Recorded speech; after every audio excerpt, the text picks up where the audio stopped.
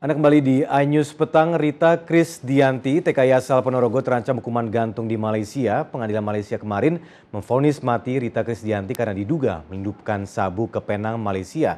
Namun Rita membantah semua tuduhan dan menurutnya ia dijebak oleh seseorang yang mengajaknya berbisnis garmen di Malaysia. Dan kasus yang menimpa Rita mirip dengan kasus tenaga kerja Filipina Mary Jane yang dihukum mati di Indonesia. Namun pemerintah Filipina sangat gigih memperjuangkan warga negaranya agar tidak dieksekusi. Lalu bagaimana dengan pemerintah Indonesia sejauh ini? Akankah mampu menyelamatkan Rita dari ancaman hukuman gantung? Kita langsung membahas masalah ini dan sudah hadir di studio yaitu dua narasumber. Sekretaris Utama Badan Nasional Penempatan dan Perlindungan Tenaga Kerja Indonesia atau BNP 2 TKI Hermono dan juga anggota Komisi 9 DPR RI Saleh Daulay. Selamat malam Bapak-Bapak. Selamat malam. Oke, langsung saja kalau kita lihat dari perkembangan kasus ini sudah melewati 21 persidangan. Kalau kita lihat prosesnya khusus untuk Rita sendiri, mulai dari Pak Hermono dulu nih. Pak Hermono, mohon maaf. Apa sebenarnya kalau dilihat dari keputusan hakim di sini yang tampaknya sangat menyulitkan Rita dari pemantauan Anda?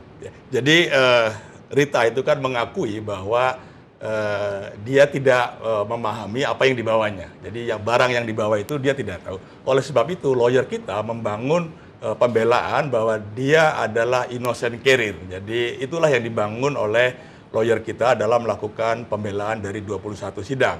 Hanya pada keputusan sidang kemarin, hakim belum bisa meyakini bahwa Rita ini innocent carrier ya. Ini yang kemarin diputuskan. Jadi sekarang ini prosesnya adalah kita sudah naik banding dan tentunya kita akan mencari bukti-bukti baru untuk menguatkan argumentasi lawyer kita bahwa dia adalah innocent carrier. Nah, kalau melihat di prosesnya kan 21 persidangan. Ini cukup lama sekali kalau dilihat di prosesnya. Apakah memang kesulitan mendapatkan bukti-bukti di sini? Tentu ada keterbatasannya.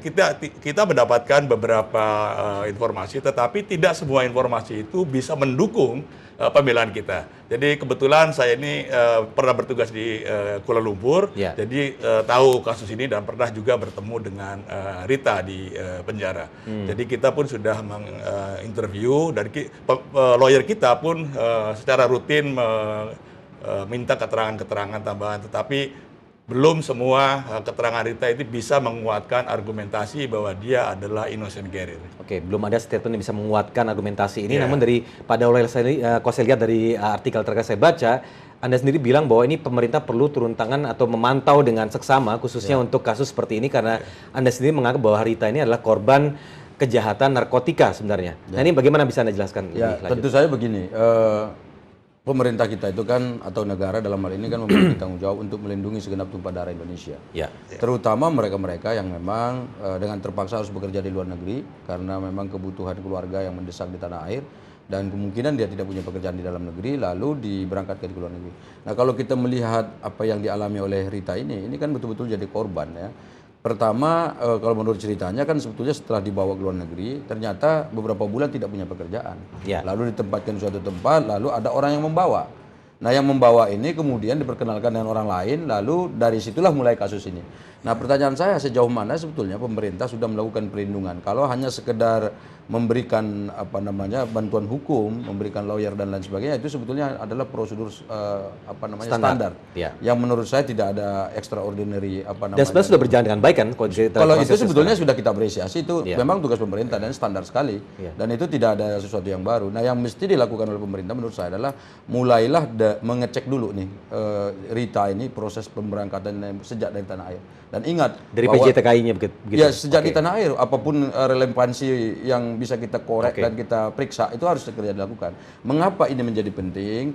Ini juga saya kira akan berpengaruh pada upaya pembebasan Rita. Mengapa coba? Misalnya siapa PJTKI yang memberangkatkan, kemudian siapa oknumnya, kemudian setelah sampai di sana dengan siapa berhubungan, kemudian selama 3 bulan misalnya ditempatkan di suatu tempat, itu siapa yang mengelola dan memeriksanya. Kemudian mengapa bisa pergi ke tempat lain?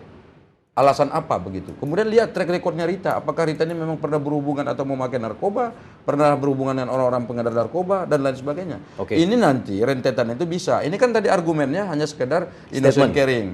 Nah, innocent carrying itu kan sesuatu yang menurut saya agak lemah, apalagi tidak didasari oleh pembuktian. Nah, mestinya itu harus diikuti dengan pembuktian-pembuktian lain, termasuk misalnya gagasan bagaimana kok Rita bisa terjebak masuk ke sana melalui semua tahapan-tahapan yang dilalui. kemudian perjalanan selama di luar negeri itu menjadi hal yang sangat penting. Coba saya ingin menanyakan hal ini juga ke Mbak Anis Hidayah yang berada di sambungan telepon dari Migrant Care.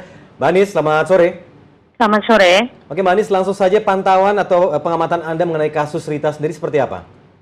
Ya, saya sepakat dengan Pak Daule bahwa dari awal Migrant Care sudah mengusulkan bahwa dalam melihat perkara buruh migran yang terancam hukuman mati sebagai korban sindikat narkoba, itu tidak dilihat sebagai satu single pidana gitu ya, tetapi bagaimana juga harus melihat fase proses migrasinya. Karena kalau melihat fase atau rute migrasinya, kita menduga dia adalah korban trafficking. Kalau begitu, saat ini saya kira sangat mendesak bagaimana Kemenlu juga berkolaborasi dengan Mabes Polri untuk mengungkap, menginvestigasi bagaimana proses sehingga dia terjebak dalam sindikat trafficking sekaligus menjadi korban sindikat narkoba. Seperti dalam kasus Mary Jane, kemudian yang bisa menghentikan eksekusinya adalah proses hukum di Filipina bahwa dia adalah korban trafficking. Nah, saya kira dalam kasus Rita ini belum terlambat karena masih ada 2 proses hukum berikutnya, masih ada banding, kalau kalah masih ada proses berikutnya. Ini ada kesempatan bagaimana untuk memastikan bahwa proses hukum trafficking di Indonesia bisa menjadi bukti yang memperingan ketika nanti pemerintah akan mengajukan banding di Malaysia. Oke, baik. Mbak Anis, kita harus break dulu dan juga Bapak-Bapak kita harus break dulu. Kita akan lanjutkan secara detail, kita akan bahas lagi apa yang harus di tahapan-tahapan yang harus dilakukan oleh pemerintah dan juga kolaborasi dengan beberapa pihak khususnya untuk kasus yang menghubungkan Rita ini dengan apa yang dilakukan di Malaysia tentunya ya. Dan kita akan kembali setelah jeda berikut ini, kami akan kembali, tetaplah di iNews Petang.